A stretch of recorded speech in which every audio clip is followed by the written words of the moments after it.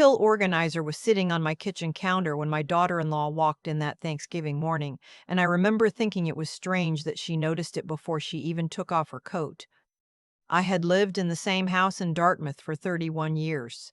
The same pale blue siding, the same squeaky third stair, the same kitchen window that looked out over the backyard where my son used to kick a soccer ball against the fence until the neighbors complained. I knew every corner of that house the way you know your own heartbeat. It was mine. Paid off the mortgage in 2019, the year my husband passed.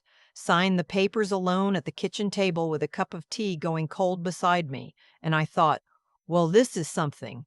This is mine now. My name isn't important, but I will tell you this. I spent 28 years as a registered nurse at the QEI Health Sciences Center in Halifax. I worked oncology for most of it. I have sat with people in the worst moments of their lives, and I have learned, over decades, to read a room, to read a face, to notice the thing that isn't being said. I retired at 66. My son Garrett was 42 that year, living in Lower Sackville with his wife Tricia and their two kids, 8-year-old twins. My daughter Faye lived out in Kelowna. We spoke on the phone every Sunday, sometimes longer, sometimes just 15 minutes, but every week without fail since she moved west in her 30s. I had two grandchildren nearby and too far away, and I considered myself a lucky woman.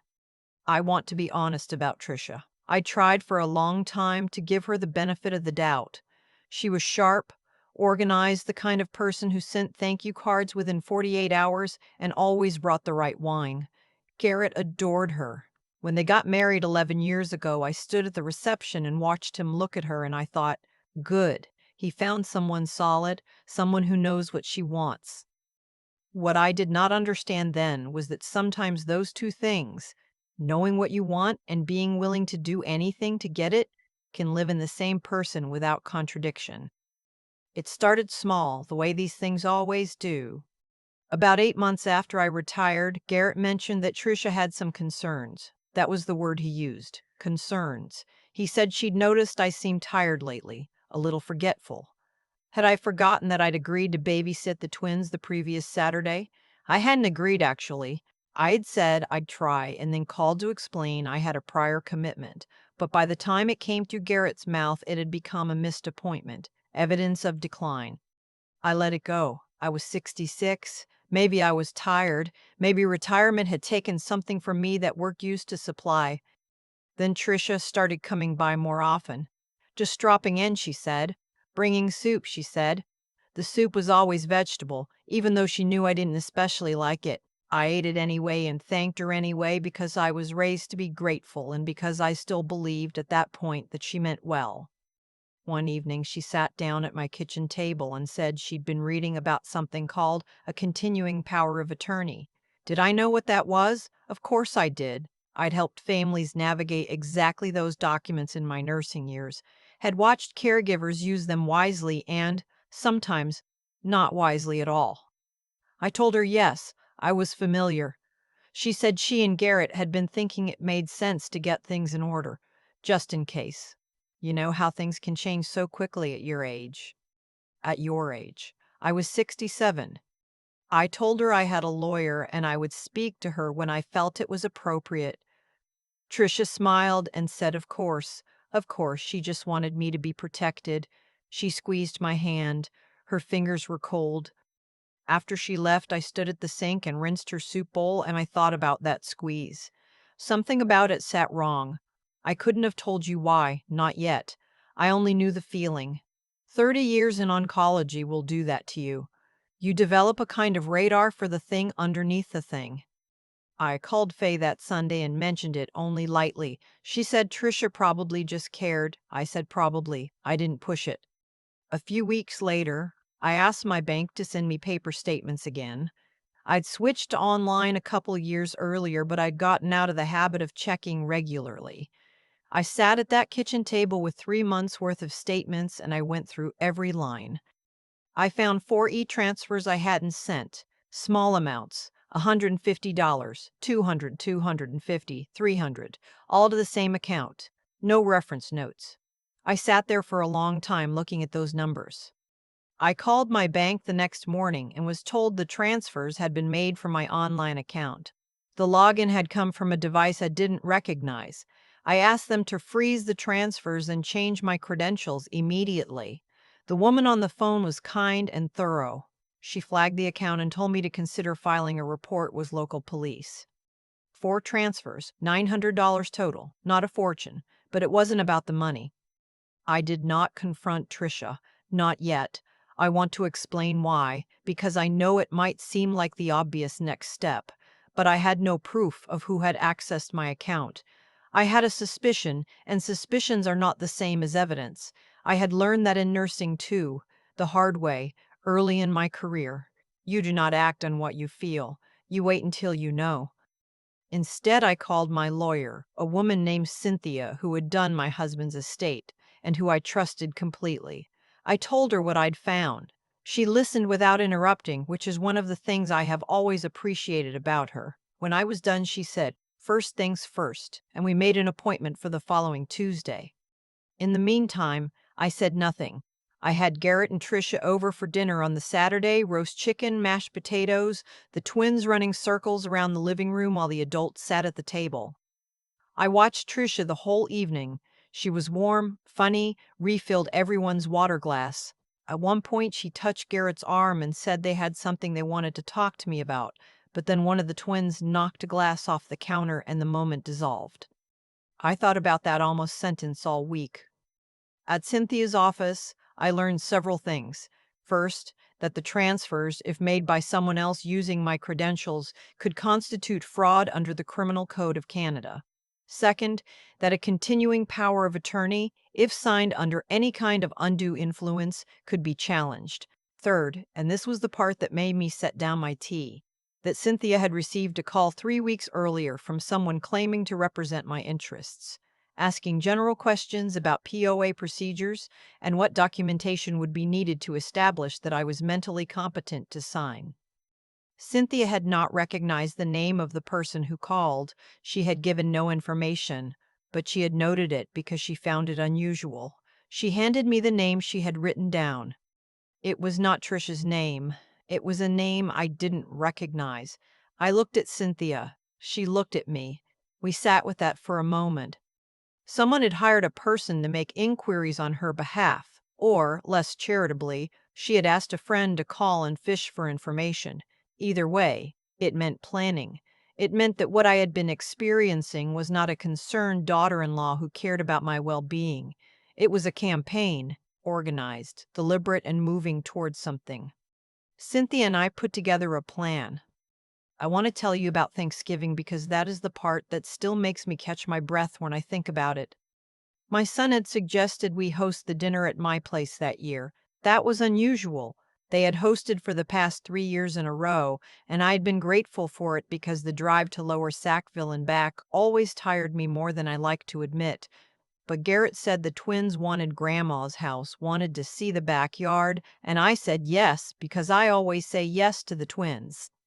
Trisha arrived early. I was still finishing the pies when her car pulled into the driveway. She came in through the side door, which she'd done before, and she was carrying a bag from a health food store on Quinpool Road. She set it on the counter and said she'd brought me something, a new supplement she'd been reading about. Very good for inflammation, very good for circulation in older women especially. She had already taken a small bottle out of the bag and was unscrewing the cap. I looked at the bottle. I looked at her face. She was not looking back at me. She was looking at the bottle, her fingers working the dropper. And she was talking very quickly and casually about where she'd read about this supplement and how her friend had been taking it for 2 months and felt so much better. And she thought we could add it to my morning routine because I had mentioned once, that my knees bothered me. I had 28 years of clinical experience. I know what a person looks like when they're nervous. I know what it sounds like when someone is talking too much. I said, "That's very thoughtful. What's in it?" She rattled off a list. Turmeric, she said, ginger, ashwagandha, a few other things. I said, "Oh, I'm actually on a blood thinner right now. I'd need to check with my GP before adding anything new." That was true. I had started a low-dose anticoagulant the previous spring. Her face changed very briefly, just for a moment, and then it smoothed back out. She said, of course, just something to look into." She put the bottle back in the bag and moved it to the side of the counter near the window. I did not take my eyes off that bag for the rest of the meal. After we ate, after the twins had gone to find the old board games in the upstairs closet and Garrett was doing the dishes, Trisha brought out a folder. She set it on the table in front of me with the confidence of someone who had been rehearsing this moment. She said she and Garrett had had a talk, that they were worried about me managing on my own, that the house was getting to be a lot, and that they'd been consulting with a financial planner about some options. The folder had documents in it. I looked at the top page. It was a draft agreement that would transfer management of my bank accounts to a jointly held account with Garrett as primary signatory. There were two other documents behind it. I didn't read them in detail at the table. I just looked, slowly, at what was in front of me. Then I closed the folder and put it on the counter beside the window, next to the supplement bag. I said, "I appreciate that you're thinking about these things. I'll have Cynthia look at everything before I sign anything. She's my lawyer, as you know." Tricia said, "Oh, we thought we might streamline things. Cynthia can be slow, and we've already had a lawyer look it over." I said, "Then one more review won't hurt." Garrett had come out of the kitchen and was standing in the doorway drying his hands on a dish towel. He looked uncomfortable. I think, looking back, that he knew something was wrong that evening, had maybe known for a while, but had not yet let himself fully understand it. That is a different kind of pain than what I felt, but it is still pain, and I have learned to hold space for it. The twins came back down with snakes and ladders, and the moment dissolved into dice and arguing about the rules, and by the time Tricia and Garrett left that evening, I had said nothing more about the folder. I carried it inside and set it on my desk next to the notes I had already been keeping. Dates, amounts, incidents, a record. 28 years of nursing had taught me the value of documentation. I called Cynthia the next morning, and she came to my house that afternoon. I had kept the supplement bottle. I had slipped it into my cardigan pocket when Tricia wasn't looking. I also had photographs of the documents from the folder, taken quickly with my phone while Tricia was in the kitchen. Cynthia went through everything slowly. She said the transfer documents were legally structured but contained language that would have given Garrett and Tricia effective control over nearly all my liquid assets. She said the POA that was tucked in at the back of the folder had been drafted in a way that could be used to override my medical decisions under certain circumstances. She said all of it was real, all of it was intentional, and she was glad I had not signed anything. I told her about the supplement. She looked at it carefully and said she could not make any legal claims about its contents, but that given everything else, I should take it seriously. I did. I filed a report with Halifax Regional Police about the fraudulent transfers. The officer I spoke with was thorough and kind and told me these cases are more common than most people realize, particularly involving seniors and family members who have access to home networks or devices. He asked me several questions and took down everything I told him. The next call I made was harder. I called Garrett on a Tuesday evening, just after 7, when I knew the twins would be at swimming lessons and he would be home alone. I told him I needed to speak with him without Tricia present, and that what I had to tell him was difficult, but that I was telling him because he was my son and he deserved to know. He was quiet for a long time after I finished. I heard him breathing. I heard the sound of the television in the background, a hockey game, muted. He said, "I didn't know about the transfers." I told him I believed him. He said, "I knew about the folder. She told me it was just organizing things." I told him what Cynthia had found in the language of those documents. He was quiet again for even longer. I did not push him. I had said what I needed to say. I let it sit. He asked if he could come over the following Saturday without Tricia, and I said yes. That Saturday, he sat at my kitchen table and I made tea and we talked for almost 3 hours. He told me things he had been curing for a while. That Tricia had debt he hadn't known about when they married. That she managed the household finances in a way that made him feel peripheral to decisions that were supposedly joint. That in the last 2 years he had started to feel like a supporting character in his own life. He cried once, briefly, and then straightened and apologized, and I told him not to apologize. I said I raised you. You are allowed to cry at my table. We talked about what came next, not the legal pieces, Cynthia was handling those, but the other things, the harder things, what his marriage was and what he was willing to do about it. I did not tell him what to decide, that was not my place. But I told him that protecting himself and protecting his children was not betrayal, that knowing what was happening was not the same as having caused it. The police investigation into the fraudulent transfers is ongoing as of this telling. My accounts are secured, the POA documents were never signed, and Cynthia has sent a formal letter to the lawyer who drafted them requesting to know under whose instructions they were prepared. Trisha has not contacted me directly since Thanksgiving. Garrett moved into a short-term rental in January. The twins still come to visit on alternating Sundays, and last week they asked to bake shortbread, and we stood in my kitchen for 2 hours making an enormous mess of it. And I thought, this is what I was protecting, not the accounts, not the house, not any of the paperwork. This.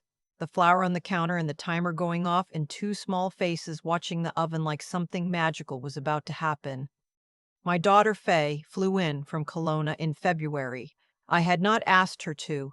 She just called one Sunday and said, "I'm coming." And I said, "You don't have to." And she said, "I know I don't have to. I'm coming."